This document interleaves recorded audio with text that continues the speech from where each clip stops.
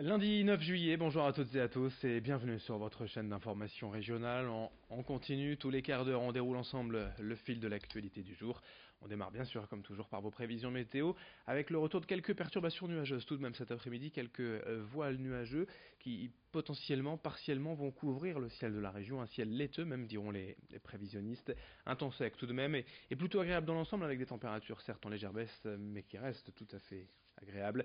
21 degrés à Dunkerque, 22 à Calais, 23 à Boulogne, 24 degrés à Saint-Omer et 26 à Lille. La météo complète après ce journal. Mais pour savoir si l'on va bénéficier vraiment d'un bel été, pour l'instant c'est franchement le cas, on va interroger un prévisionniste de la chaîne météo pour nous donner une tendance à long terme, savoir si cette belle météo va bel et bien durer tout l'été. Écoutez ses explications, son sentiment. Sur la chaîne météo, on élabore ce qu'on appelle des prévisions saisonnières, c'est-à-dire des tendances pour une saison météorologique. L'été, c'est donc par exemple juin, juillet et août. Donc pour le mois de juillet, on essaie de trouver des différences, un petit peu des nuances. Et pour nos régions situées au nord de la Seine, donc pour les Hauts-de-France, on s'attend pour ce mois de juillet à la poursuite du temps, beau temps que nous avons actuellement, c'est-à-dire protégé par l'anticyclone situé sur les îles britanniques. Ça nous donne un temps globalement sec tout de même, même si on ne craint pas la sécheresse parce que les nappes phréatiques sont quand même bien remplies, mais au niveau du sol, avec le vent, avec la chaleur, eh bien ça sèche et les pelouses commencent à cramer par exemple. Alors la deuxième quinzaine de juillet sera peut-être dans la même continuité avec quelques passages nuageux sans conséquence, le beau temps est majoritaire et pour la fin du mois de juillet, on pourrait avoir une nouvelle vague de chaleur, mais on ne craint pas trop les canicules sur nos régions.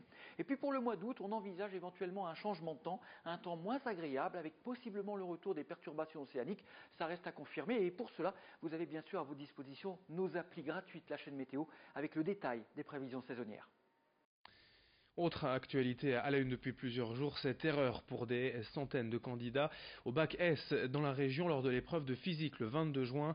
Des bacheliers des lycées de Maubeuge, Lambersart et Calais ont dû ranger leur calculatrice pour cette épreuve de physique alors que la machine était bel et bien autorisée. Une erreur due à une ancienne circulaire selon le rectorat qui a entraîné forcément selon les syndicats des inégalités puisqu'une décision a été prise, remonter les notes pour compenser l'interdiction des calculatrices, sauf que selon le syndicat, cette décision a été prise sans que les jurys aient pu en délibérer. Et pire, les notes ont été modifiées sans aucune autre logique que la logique comptable. Une note de 1 sur 20 a été remontée à 16 sur 20 en physique-chimie, un 7 sur 20 s'est transformé en 15 sur 20 en maths. Il n'a d'ailleurs pas été tenu compte des dossiers scolaires pour réévaluer ces notes, ce que dénonce le syndicat SNES-FSU. Pour que les choses soient donc faites dans les règles, le rectorat a de nouveau convoqué les jurys aujourd'hui lundi pour revoir les copies de ces 200 élèves. Explication au micro de Xavier Silly.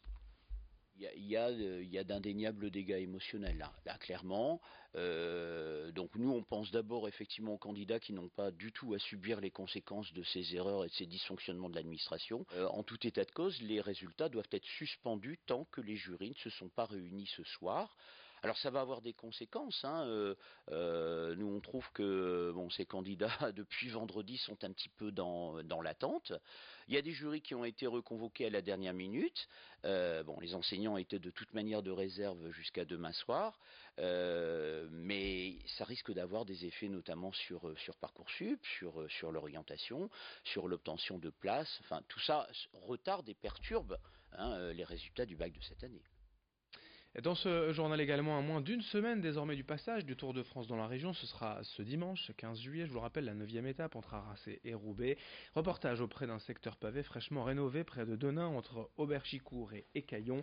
Une opération des bénévoles de l'association Les Amis de Paris-Roubaix.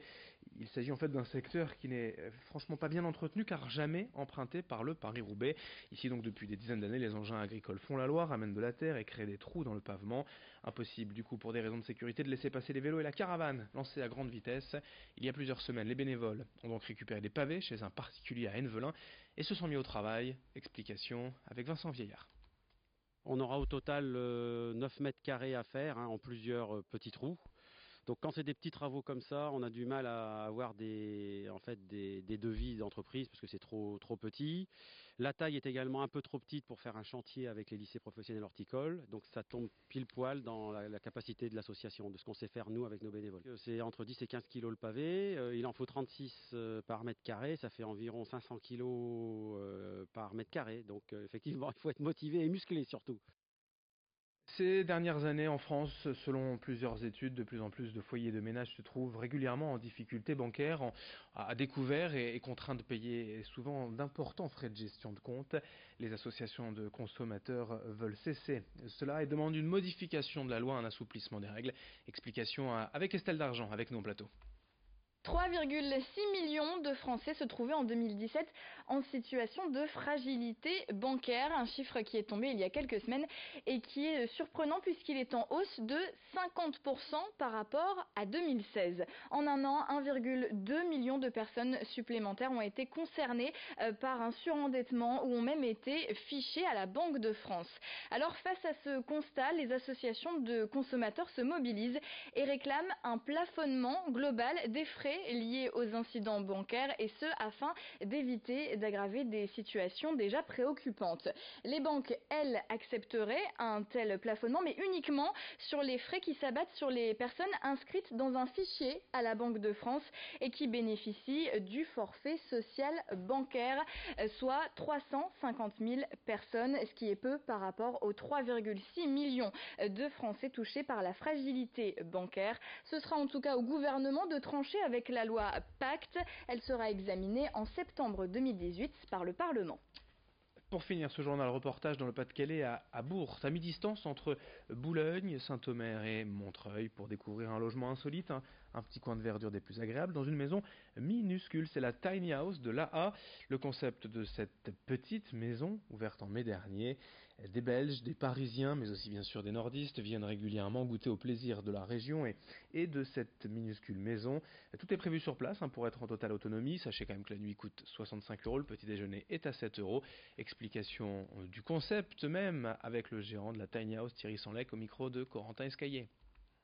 On est agréablement surpris, c'est plutôt très très positif. Les gens aiment le concept. On a quand même plusieurs clients qui sont déjà revenus, donc je pense que s'ils reviennent, c'est que ça leur plaît. Et puis ils aiment le calme. On est en pleine campagne, mais justement, c'est le côté aussi attrayant des gens qui sont habituellement en ville et qui veulent se reposer un week-end, tout simplement. Fin de ce journal, merci à vous de l'avoir suivi. Restez bien dans notre compagnie dès le prochain quart d'heure. Un nouveau point sur l'actualité. L'info continue dans un instant.